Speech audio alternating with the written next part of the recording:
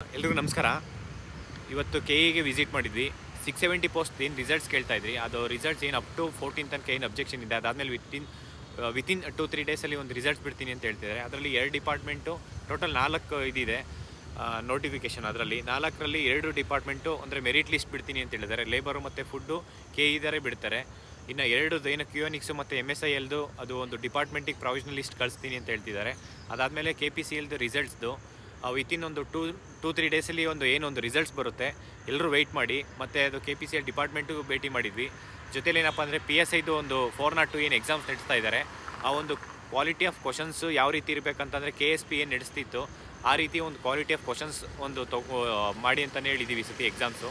ಅದಾದಮೇಲೆ PSIದು 545 ರಿಸಲ್ಟ್ಸ್ ಕೇಳ್ತಾ ಇದ್ವಿ.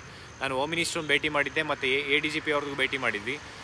ಹೋಮ್ ಮಿನಿಸ್ಟ್ರು ಭೇಟಿ ಮಾಡಿದ್ರೆ ಈ ಮಂತಲ್ಲಿ ಆ ರಿಸಲ್ಟ್ಸ್ ಬಿಡ್ತೀನಿ ಅಂತ ಹೇಳ್ತಿದ್ದಾರೆ.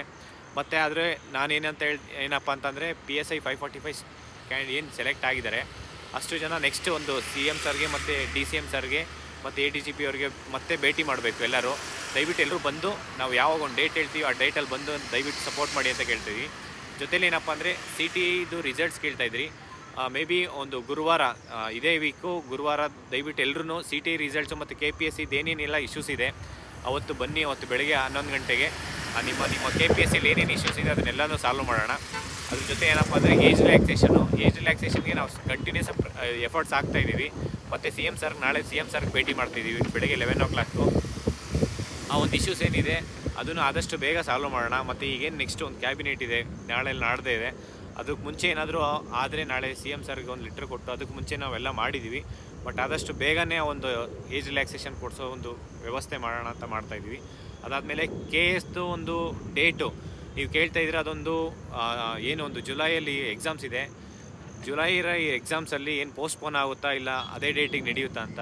ನೀವು 2017 ಮತ್ತು 18 ಯಾರು ಪ್ರಿಲಿಮ್ಸ್ ಅಟೆಂಡ್ ಮಾಡಿದ್ದಾರೆ ಅವರಿಗೆಲ್ಲ ಒಂದು ಅವಕಾಶ CM ಸರ್ ಆಲ್ರೆಡಿ ಅಪ್ರೂವಲ್ ಕೊಟ್ಟಿದ್ದಾರೆ. ಅದನ್ನು ಜಸ್ಟ್ ಏನಂದರೆ ಇಂಪ್ಲಿಮೆಂಟ್ ಮಾಡಬೇಕು. ಅದಕ್ಕೆ KPSC ಅವರು ಒಪ್ಕೊತಾ ಇಲ್ಲ.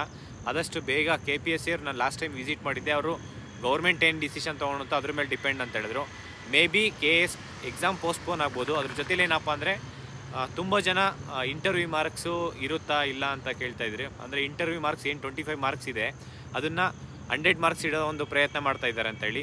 ನಾನು ಆಲ್ರೆಡಿ DPR ಸೆಕ್ರೆಟ್ರಿ ಸರ್ಗೆ ಅವ್ರಿಗೆಲ್ಲರಿಗೂ ಲೆಟ್ರ್ ಬರ್ತಿದ್ದೀನಿ. ಯಾಕೆ ಅಂತ ಹೇಳಿದ್ರೆ as per PC ಓಟಾ committee report ಪ್ರಕಾರನೇ ಅವರು ಎಕ್ಸಾಮ್ಸ್ ಅಂದರೆ ಏನು ಇಂಟರ್ವ್ಯೂ ಮಾರ್ಕ್ಸ್ ಇದೆ ಈಗ 25 ಮಾರ್ಕ್ಸು ಅದನ್ನು ಜಾಸ್ತಿ ಮಾಡೋವಂಥ ಯಾವುದೇ ಒಂದು ನಿರ್ಧಾರ ತೊಗೊಬಾರ್ದು ಅಂತ ಲೆಟ್ರ್ ಮಾಡಿದ್ದೀವಿ. ಏನು KS ಆಸ್ಪಿರೆಂಟ್ಸ್ ಇದ್ದೀರಾ ನೀವು ಆರಾಮಾಗಿ ಓದ್ಕೊಳ್ಳಿ. ಅಂದರೆ ಯಾವುದೇ ಕಾರಣಕ್ಕೂ ಆ ಇಂಟರ್ವ್ಯೂ ಮಾರ್ಕ್ಸ್ ಇಡದೇ ಇರೋ ನಾವು ಪ್ರಯತ್ನ ಮಾಡ್ತಾಯಿದ್ವಿ. ಬಿಡಲ್ಲ, ಇಡಲೂಬಾರ್ದು.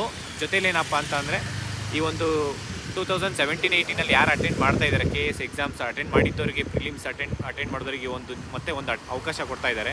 ಅದ್ರ ಜೊತೇಲಿ ಏನಾದರೂ ಕೊಡೋದ್ರ ಜೊತೇಲಿ ಒಂದಷ್ಟು ಪೋಸ್ಟ್ ಇನ್ಕ್ರೀಸ್ ಮಾಡಿ ಅಂತಲೂ ಒಂದು ಮನವಿ ಕೊಟ್ಟಿದ್ದೀವಿ. ನೋಡೋಣ ಎಷ್ಟು ಮಟ್ಟಿಗೆ ವರ್ಕ್ ಆಗುತ್ತೆ ಅಂತ ಹೇಳಿ. ಅದಾದಮೇಲೆ ಎಲ್ಲರೂ ಚೆನ್ನಾಗಿ ಓದ್ಕೊಳ್ಳಿ. ಮತ್ತು ನೀವು ಏನು KPSCಲಿ ಏನೆಲ್ಲ ಇಶ್ಯೂಸ್ ಇದೆ ಅದು ಇದೆ ಕಮ್ಮಿಂಗ್ ಥರ್ಸ್ಡೇ ದಯವಿಟ್ಟು ಬಂದು ಸಪೋರ್ಟ್ ಮಾಡಿ ಬೆಳಗ್ಗೆ 11 o'clock. Thank you so much. ನಮಸ್ಕಾರ.